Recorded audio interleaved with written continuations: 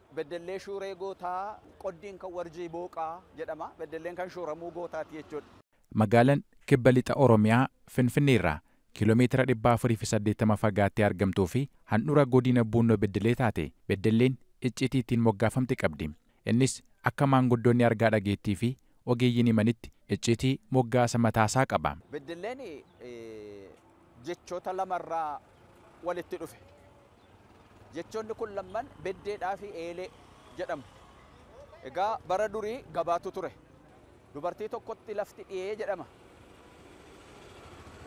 Dubartiin kun gabaanoo dhiyee raayessa deemtaa jennaan beddeelleen argadhu jette cumaan beddee eelee utuma jedhamu lafti kun naannoon kun beddellee jedhamee hafe. Yeroo sana keessa iyyuu gabaan eelee fundooftee namni dhufee waa walitti gurguratee waliin jijjiiraa gara caalu jijjiiraa dhaqanii durii yeroo sana keessa walitti jijjiirree ala galuu dubartiin tokko booda gabaa dhufte gabaadhaa galee dhufte gabaan galee raawwisa dhaqxa jennaaniin beddelleen argadhu jettee jedhamee isumarraa kan jedhameetu himamaa ture. Magaalaan wiirtuu Oromiyaa lixaati jedhamtu kun guddinni ishee reefu saffisuu jalqabus seenaan hundeeffama ishee garuu jaarraa tokko ol lakkoofsisuutu himama. Beddelleen 1910 hundoofte bara 1943 immoo maazagaajaadhaan bultu.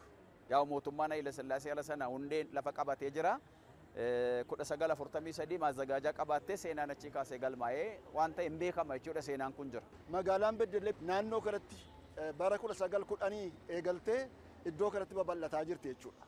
Imala jaarraa lakkaa'ee kana keessatti magaalaan Beddellee mallattoo addatti ittiin beekamtu keessaa kanneen akka sabaaf sablammoonni jaalalaan waliin jiraachuu fi giddugala misoomaa ta'uun ishee isaan ijoodhaa jedhu maanguddoonni. Qofa biyya sabaaf sablammoonni jaalalaaf tokkummaadhaan keessa jiraatan. Lammata Beddelleen giddugala lixa Oromiyaati. Neetwoorkii geejjibaatiin Wallaggaa wajjin, Iluu Abbaa Booraa wajjin, Kibba wajjin, Gaambeellaa wajjin, ol deebi'ee Finfinneedhaaf Jimmaa jara kana wajjiniin wal quunnamti.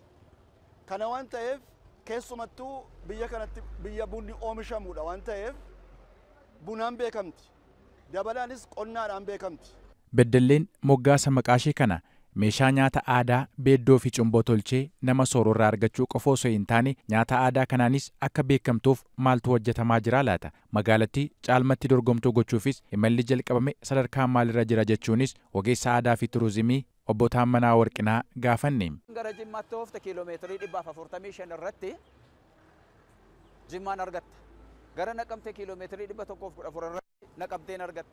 Gara Mattuu kiiloomeetirii 120 irratti Mattuu argatta. Amma Gambeelaa amma Jubbaatti deemuu danda'a. Giddu galeetti lixa Oromiyaati.